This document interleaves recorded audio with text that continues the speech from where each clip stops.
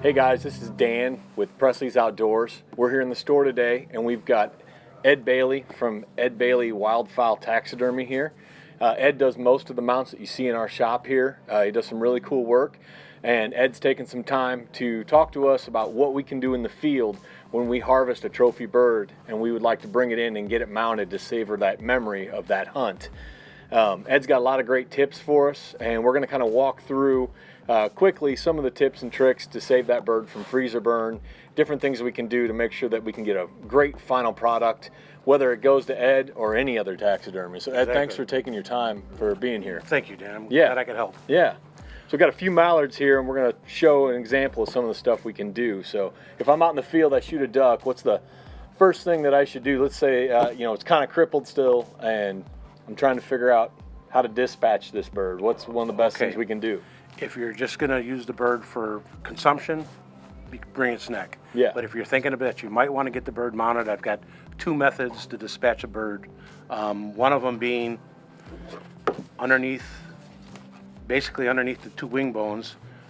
You would do is you would squeeze in their lungs, and it's a humane way of killing them. It takes the air out of them, and they're gonna pass away. The other one, like a bigger bird that you can't do that with, like a goose or something? Like a goose or something. What I would tell you to do is I would sit on them, and it sounds weird.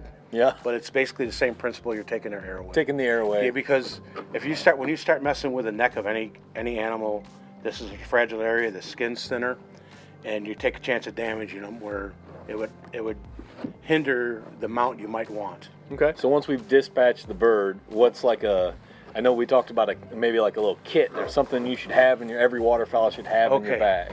First, don't ever put a duck you want to mount on a hanger, because, like I said, it goes to the neck trauma. Okay, what I recommend, say you're in the field and you want to get the bird back to your home, you're gonna make a decision if you're gonna mount it.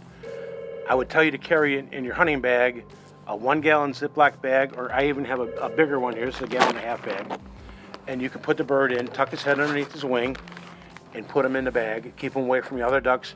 Try to keep him dry, not muddy. We have no feather damage. So this is one way I would take the bird like that. Once I've got the bird home, and I'm on the edge if I'm going to mount it or not. Right. Here's some tips that I would do, and you'll have a little bit of time to work with.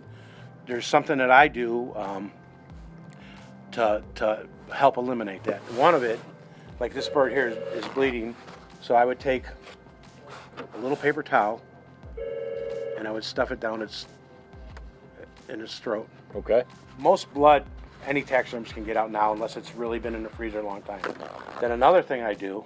So don't wash the bird, get it wet. No, if you get a spot like this and you want to just wipe it off a little bit. Okay. You know what I mean? But I wouldn't go, put a hose to them. Right. You could take a little water and dab most of that off.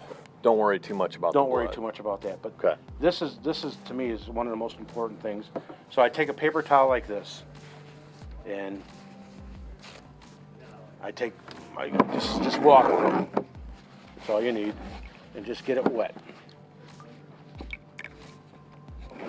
So we're going to do the head first. So I wrap the head. I'm going from the base of the beak all the way around to basically the back of the skull. So I've got that wrapped in a wet paper towel. Now I can tuck that under there. So that's going to keep my head fresh. Tuck that under the wing. Tuck it right under the wing like that. Okay.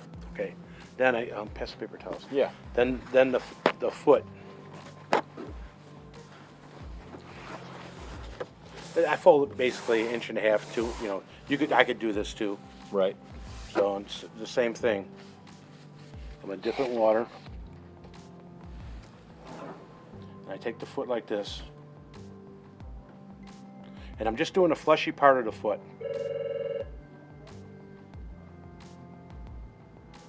And this simple step here, it's going to reward you in the long run, because your mount's going to look a lot better with the feet. And years ago, they never did that. So just one of the things. Now that I have the bird like this, I've got the neck where the neck can't get broke. I got, keep my feathers in line. And I'll do this other foot.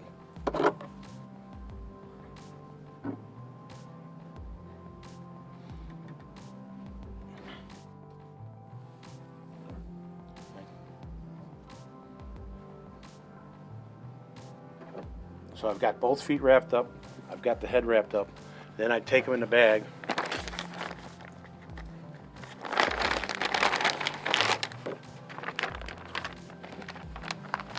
And I'm making sure that the feathers are laying down. And get them in the bag. Now this bag could probably do even a snow goose. But just get them in there. What you want to do is get all the air out of the bag. You can, either use a vacuum cleaner or suck all the air out. So you've got this bird all done. You're going to take it to whoever's going to mount it. Whoever taxidermist you use. They're going to give you, the thing you got to make sure you do is fill out one of these tags here with all your information, because it's a federally migratory bird, and you have to have that information. There's all your contact information, all your contact hunting information, hunting license number, where the bird was shot, the day you brought it into the taxidermist. Okay. Just information that they require. So this here buys you some time. A lot of guys just shoot birds and they'll put them in a freezer and they just throw them in a garbage bag. Well, this is going to eliminate a lot of drying out. Okay. It's going to, in the long run, it's better for you to put a couple minutes of care into them, because your bird's going to come out that much better. Most taxidermists, they get birds that guys just, they don't do any trophy care. And if you don't do, it's like anything else, you got to put a little time in. So helping keep moisture in, keeping the air out, yes, is really the two main things. Yeah, and besides keeping it somewhat clean. Keeping them clean and keeping them from getting broke. So guys, hopefully you can take some of these tips with you out into the field. Throw an extra big Ziploc bag in your hunting pack, some paper towels. Do the extra steps necessary to keep that trophy bird clean. Take care of it to make sure that that end product you get is the best possible.